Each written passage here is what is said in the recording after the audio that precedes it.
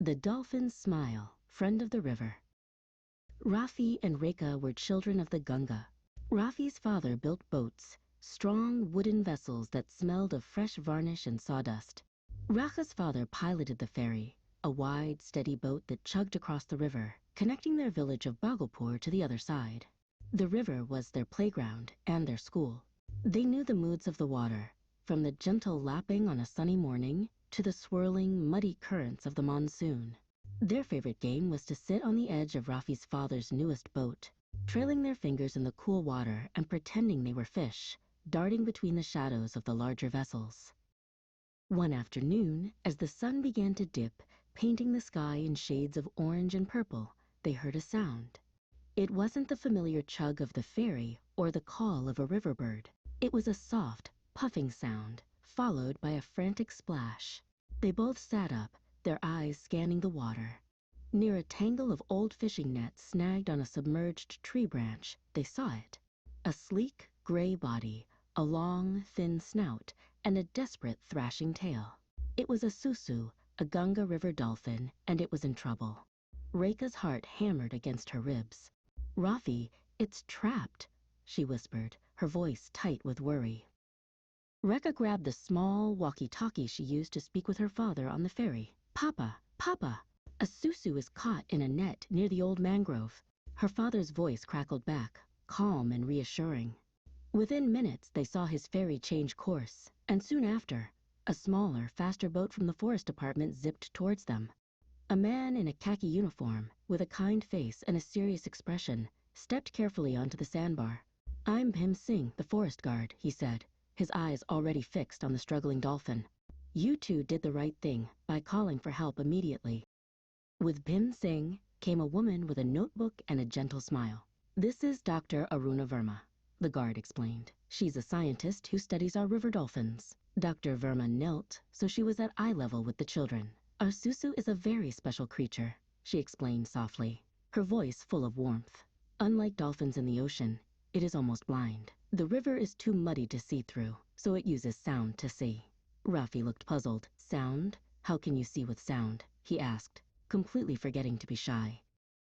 "It's called echolocation," Dr. Verma said, tapping her temple. "The susu sends out tiny clicks, like tapping a spoon on a wall in a dark room. The clicks bounce back, painting a picture of the world in the dolphin's mind. It can see fish, boats, and even the riverbed this way." Bhim Singh added, "But fine, modern fishing nets are like invisible walls to their sound pictures. That's why we encourage fishermen to use nets with bigger gaps, so the dolphins can sense them and swim around." He showed them a piece of netting, pointing out the small, tight squares that were so dangerous. As they waited for the special rescue equipment, the river's tide began to fall. The water receded from the banks, exposing a wide, muddy sandbar. And something else, tangled in the gnarled roots of a mangrove tree, was a colorful, ugly mess of plastic bags, old bottles, and discarded wrappers. The clean, brown mud was choked with the city's forgotten rubbish. "Look at that," Rafi said, his voice filled with disgust. "How can the river breathe?" Rekha felt a hot flush of shame and anger. This was their river, and it was hurting.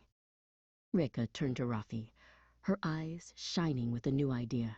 "We can't cut the net," she said, "but we can clean this up." They got permission from Bhim Singh and rowed their school's small class boat to the sandbar. They called a few friends who were playing nearby, and soon a small team was working together. They used long sticks to pull the plastic from the roots and put it into old rice sacks.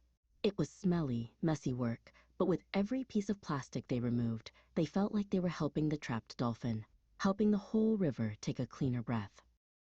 Finally, the main rescue boat arrived. Bhim Singh and his team worked with quiet, practiced skill. They didn't want to frighten the dolphin any more than it already was. Using special cutters with long handles, they reached into the water and snipped the tough nylon ropes of the net. They worked slowly, piece by piece, letting the tangled mesh fall away. The children watched from the bank, holding their breath. The entire world seemed to have gone silent, waiting. With a final, gentle snip, the last piece of the net drifted away. The dolphin lay still for a moment, as if it couldn't believe it was free. Then, With a powerful flick of its tail, it swam a slow circle. It surfaced right in front of the sandbar where Rafi and Reka stood. It lifted its long snout from the water and let out a loud, clear puff of air. Susu. The sound echoed across the water. The natural curve of its mouth, which always pointed slightly upwards, looked exactly like a smile.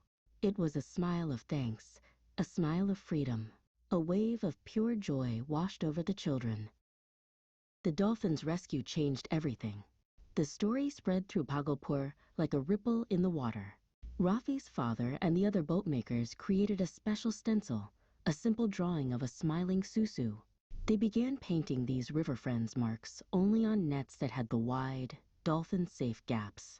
Reka's father, the ferry pilot, helped organize the village's first ever Sandbar Saturday. Once a month, families would come down to the river at low tide, not to fish, but to clean. The river was their friend, and they were finally learning how to be a friend back. Rafi and Reka, its first and most dedicated friends, always led the way.